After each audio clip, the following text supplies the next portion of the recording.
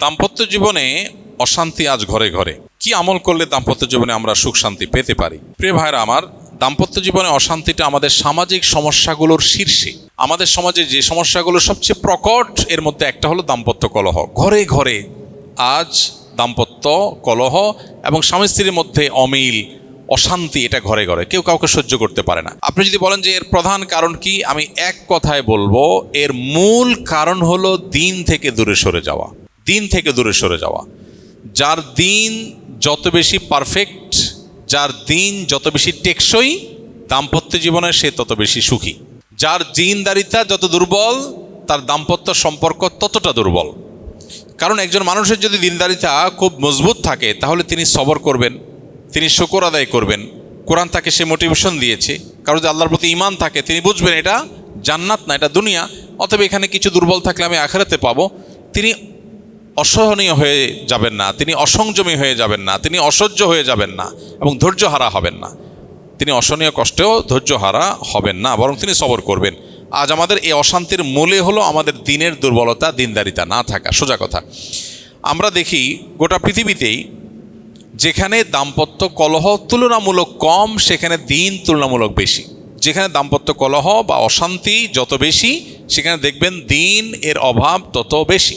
গোটা পৃথিবীতে আপনি এটা অল ওভার মিলায় দেখতে পারেন যে একজন মানুষ, তাকে আল্লাহ তাআলা পার্থিব সম্পদ এবং প্রাচুর্য কম দেন নাই। বিশেষ করে পশ্চিমা দুনিয়াতে তাকালে দেখি আমরা ওদের নাই কি, পার্থিব জীবনের ভোগের সব উপকরণ আছে, কিন্তু ফ্যামিলিগতভাবে দাম্পত্য জীবনে তারা অত্যন্ত অসুখী।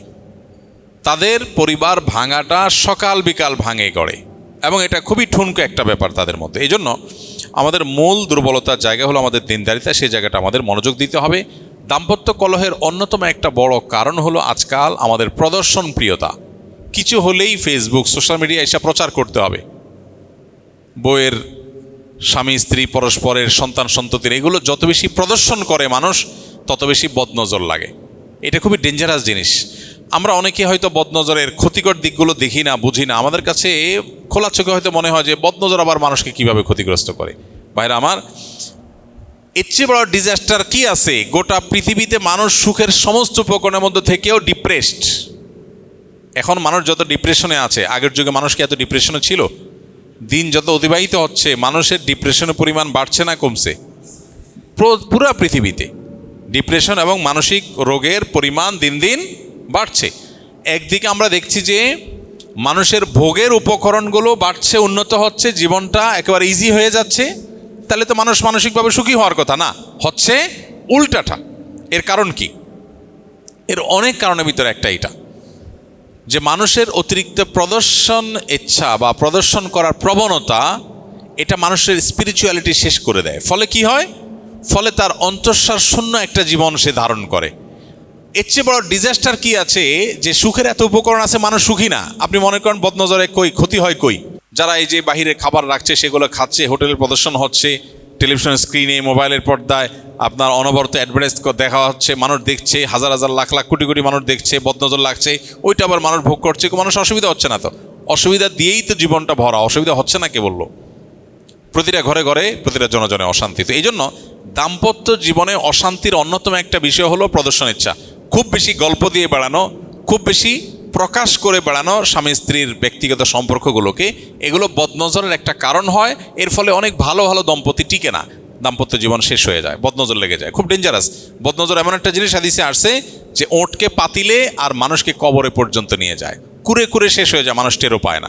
এই জন্য খুব বেশি প্রদর্শন করার প্রবণতা এই যুগে যেটা হয়ে থাকে, এটা থেকে আমাদের দূরে সরা দরকার। এবং 3 নম্বর হলো দাম্পত্য অশান্তির শয়তান এর অনুপ্রবেশের রাস্তাগুলো আমরা সব ওপেন রেখেছি। অনেক শয়তান অনুপ্রবেশের রাস্তা আছে। এর ভিতরে একটা হলো হারাম উপার্জন। হারাম উপার্জন করলে সেখানে শয়তান অনেক বেশি দখল করতে পারে। শয়তান তার খেয়াল খুশি মতো প্ল্যান করতে পারে, সে ডেস্ট্রয় করে। আপনারা একটা হাদিস শুনেছেন, শয়তান তার সিংহাসন পানির উপরে স্থাপন করে এবং শয়তানের সদস্যদেরকে যত কাজ দেয়, হোমওয়ার্ক দেয়, এর মধ্যে সবচেয়ে যে কাজে শয়তান বেশি খুশি হয় সেটা কোনটা? দাম্পত্য সম্পর্ক ভাঙতে পারলে, একটা বিবাহ বিচ্ছেদ হলে শয়তান সবচেয়ে বেশি খুশি হয়। একটা মানুষ খুন করলে শয়তান এসে খুশি হয় না। একজন মানুষকে মাদক আসক্ত করতে পারলে, মাদক সেবন করাতে পারলে শয়তান এত খুশি হয় না। যত খুশি হয় একটা সংসার ভেঙে গেলে, তাহলে বুঝতে হবে এটা মানুষের জন্য, ইমানদারদের জন্য কত বড় ক্ষতিকর বিষয়। আপনারা বেশিরভাগ মানুষ অবিবাহিত, এখনও জীবনের এই চ্যাপ্টার আসে নাই, আল্লাহর কাছে দোয়া করেন এখন থেকেই আল্লাহ যেন দাম্পত্য জীবনে সুখ শান্তি দান করুন। অনেকে আবার দাম্পত্য জীবনে সমস্ত অশান্তির হিস্ট্রি শুনতে শুনতে এখনকার যুবকদের মধ্যে বিবাহ ফোবিয়া চলে আসছে, বিবাহ ভীতি তৈরি হয়েছে, অনেক ছেলেমেয়েরা বিয়ে করতে চায় না। এটা আরেক সমস্যা। ইমানদার কোনো কিছুকে এত ভয়ঙ্কর লেভেলে নিবে না, এটা তো দুনিয়া। বিয়ে হয়েছে, বিয়ে হবে, হইলে যদি সমস্যা হয় সমাধান হবে। এখন ছেলে হোক মেয়ে হোক বিয়ে বসতে চায় না কেন? ওরে বাবা, বিয়ে বসলে না জানে ঝামেলা, হয়তো ঝামেলা হবে। পুরুষ মানুষ এতটা ভীত হলে চলবে? মহিলা মানুষের ক্ষেত্রে একই কথা প্রযোজ্য, এত ভীত হলে চলবে? আমাদের জীবনটাকে আমরা আর্টিফিশিয়াল করে ফেলেছি। একটা বিয়ে মানে বিশাল ঘটা, ভেঙে গেলে অনেক লস। সাহাবীদের জীবন খুব সিম্পল ছিল। বিয়ে করতে আসছে একজন, বনিবনা হয় নাই, পাশে থাকে একজন, কয় তাহলে আমি রাজি আছি। ঠিক আছে, রাজি আছো? ওকে ঠিক আছে, বিয়ে হয়ে গেছে। কত সিম্পল। আবার কোনো কারণে বিয়ে হয় না, তালাক হয়ে গেছে, তো অসুবিধা নাই, আরেকজন বিয়ে করে ফেলছে। আর আমাদের বিয়ে মানে বিরাট আদা জল খসাও, বিরাট প্রস্তুতি প্রিপারেশন নাও। জীবনে যত বেশি ঘটা, যত বেশি আনুষ্ঠানিকতা, যত বেশি আড়ম্বরতা, জীবনটা তত বেশি কঠিন হয়। আমরা জীবনটাকে কঠিন করে ফেলেছি। সাহাবা ইকরামের জীবনটা খুব ইজি ছিল। তো আর্টিফিশিয়াল যে লাইফ আমরা দেখছি অনেক চাকচিক্যপূর্ণ, এটা মানুষকে আলটিমেটলি শান্তি দেয় না, সেটা হাড়ে হাড় আমরা টের পাচ্ছি। তো এই জন্য ভাইয়েরা, বিয়ের ক্ষেত্রে, দাম্পত্য অশান্তির ক্ষেত্রে শয়তানের অনুপ্রবেশের রাস্তাগুলো বন্ধ করতে হবে। এর ভিতরে একটা হলো হারাম উপার্জনের কথা বলেছি, আর একটা হলো মিউজিক। ঘরে ঘরে এখন আপনি গান শুনেন না, কিন্তু আপনি একটা ভিডিও দেখছেন, এটা নিউজের ক্লিপ দেখছেন, ওইটার মধ্যে ব্যাকগ্রাউন্ড মিউজিক আছে, আপনি শুনছেন। আপনার ভেতরে শয়তান বিভিন্নভাবে ইন করার রাস্তা এখান থেকে তৈরি হয়। শয়তানি মানুষের মধ্যে দাম্পত্য কলহটা মূলত তৈরি করে। এর পাশাপাশি আরেকটা হলো বিকৃত যৌনতা। এটা এখন গোটা বিশ্বব্যাপী একটা সংকট, সোজা কথা। আপনারা অ্যাপস্টিন ফাইল সম্পর্কে শুনেছেন কয়দিন আগে, না? লক্ষ্য রাখবেন, বিকৃত যৌনতা এটা পার্ট অফ রিচুয়াল, তাদের শয়তানকে তুষ্ট করার একটা কাজ। এখন ঘরে ঘরে এই জিনিসটাকে আজ পশ্চিমারা ঢুকিয়ে দিয়েছে। এটাও শয়তান অনুপ্রবেশের একটা মাধ্যম। এর ফলে কি হয়? দাম্পত্য অশান্তি শুরু হয়। এই জন্য আমাদেরকে দিনে ফিরে আসতে হবে, কোরআন এবং হাদিসের দিকে ফিরে আসতে হবে, যদি আমরা দাম্পত্য এবং সার্বিক সুখ শান্তি চাই। আল্লাহ আমাদেরকে সে তৌফিক দান করুন। আমি একটি প্রতিষ্ঠানে নির্দিষ্ট মেয়াদের কোর্সে ভর্তি হয়ে সম্পূর্ণ ফি পরিশোধ করি, কিন্তু গুরুতর অসুস্থতার কারণে কোর্সে অংশ নিতে পারিনি। এখন প্রতিষ্ঠানটি কি আমার ভর্তি ফি রেখে দিতে পারবে নাকি ফেরত দেওয়া আবশ্যক? আপনি যে কোনো প্রতিষ্ঠানে যদি কোনো কোর্সে ভর্তি হওয়ার জন্য ফি পরিশোধ করে থাকেন, তাহলে সেক্ষেত্রে সেই ফি ফেরত পাওয়াটা নির্ভর করবে আপনার সাথে চুক্তি কী ছিল তার উপরে। আল্লাহ রাব্বুল আলামিন কোরআনে কারিমে বলেছেন, আউফু বিল উকুদ, তোমরা তোমাদের পরস্পরের সাথে করা চুক্তিগুলোকে পূরণ করবে।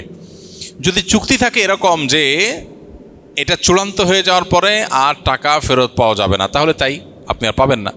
আর যদি চুক্তি থাকে আগে থেকে, আপনি বলে নেন যে ভাই আমি কোনো কারণে না আসতে পারলে এত সময়ের মধ্যে আমাকে এত % ফেরত দিতে হবে, এটা যদি বোঝাপড়া আগে থাকে তাহলে বোঝাপড়া অনুযায়ী সবাই চলতে বাধ্য।